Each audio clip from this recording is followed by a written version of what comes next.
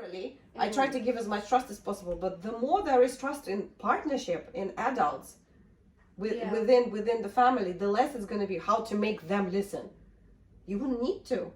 Yeah, I think the parts with Dean and I, like, we're definitely for the most part on the same page, and like we bounce off each other in the sense that if this works, his way works or my way works, and we come to that agreement.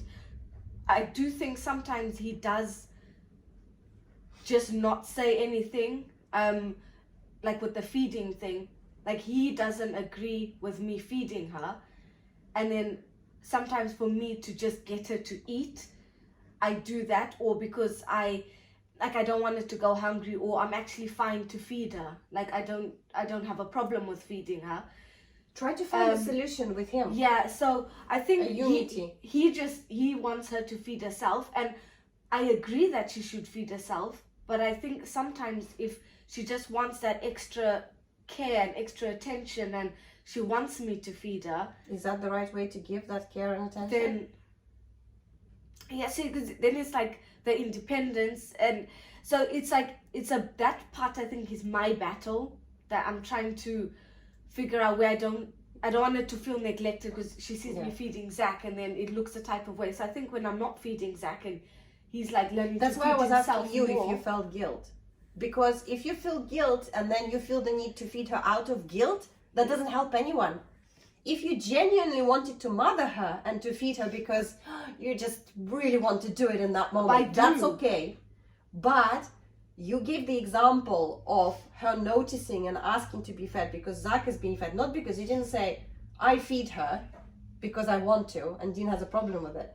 The situation, the discussion started, from the jealousy situation, and then you acting upon her, upon your understanding of maybe her feeling neglected or bad, and you feel bad, and then you act a certain way. Yeah. That is a negative cycle, emotional, and negative dependency, because ideally we do things out of love and care and kindness, not out of guilt and those kind of feelings. So I think that's like a balance that I need to do, because I do want to feed her and I don't mind feeding her, like it's not a problem for me, but then it's keeping that balance where Dean's not getting annoyed by it, because I think whereas before you'd get annoyed and then sometimes like he'll just keep quiet just for the peace and just because like it's just happening, and then other times when he thinks about it, or like if he sees I'm tired or I'm sore and I'm not eating because I'm feeding both kids,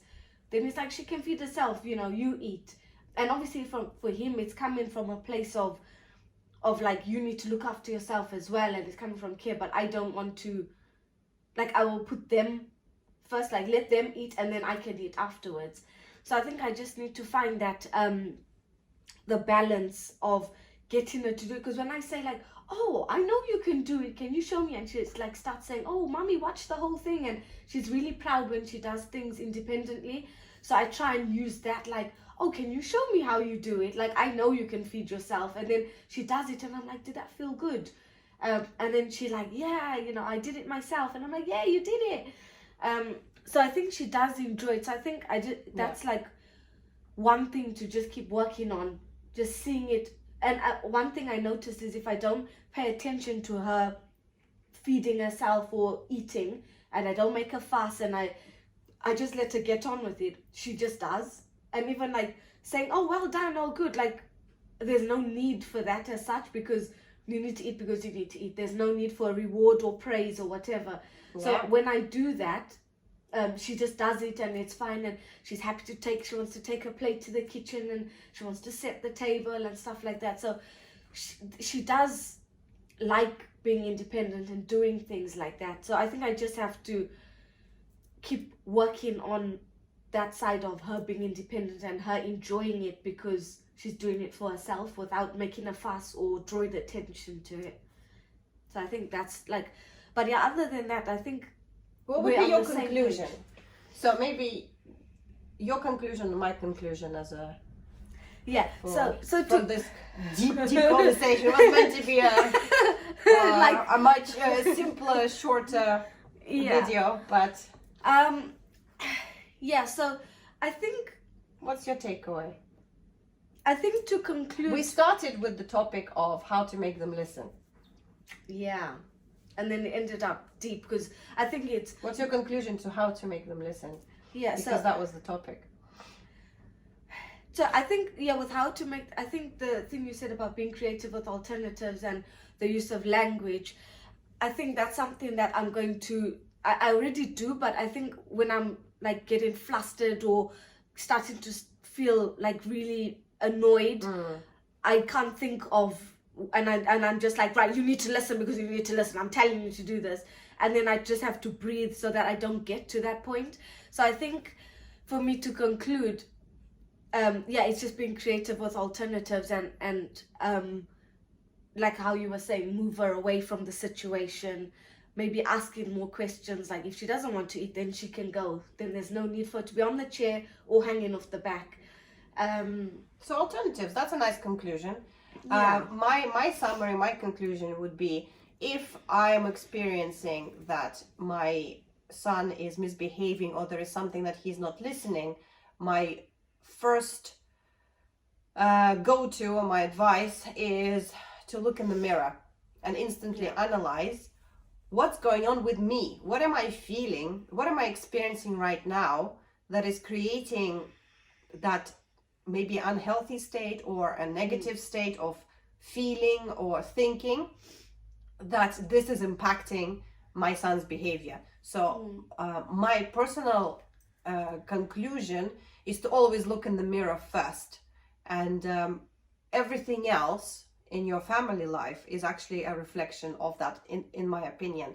And so this is my go-to, to go straight to the source, because you know, you're the mother, you've created your child, and every single day you are continuing to shape and mold and create, you know, so it's very much dependent on how you think and feel. So this is my opinion. I agree with that, because it does depend on the mood that I'm in and the energy I'm Just to giving. finish off, you mentioned something about feeding them first and then you eat. Just try, you eat first, and make them see that you eat first and then feed them. Take care of yourself first. Every time we talk, then you we teach always them go to to take everybody care. else, because you're taking care of everybody else, and then you get frustrated, but you haven't looked after yourself. Maybe to You're teach taking them. all that care towards everybody else. Yeah. Start with yourself first. There is a reason they say put your oxygen masks on yourself first before the children. So it would teach Unfortunately- them to look after themselves first rather than everyone else. That's a good point. Try it. Let's Don't see. know, I'm eating dinner tonight.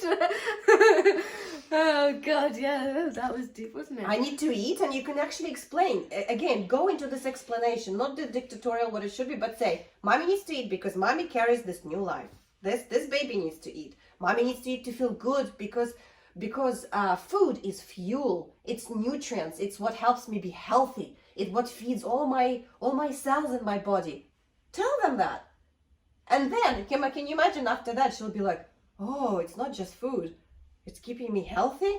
I have cells. Then there are all these questions that you can then learn about cells or start conversations about all these things. Yeah. Just get a bit more creative and come from a place of just start verbalizing more, not what needs to be done, but what is it that you're doing and why is it good? Yeah. I think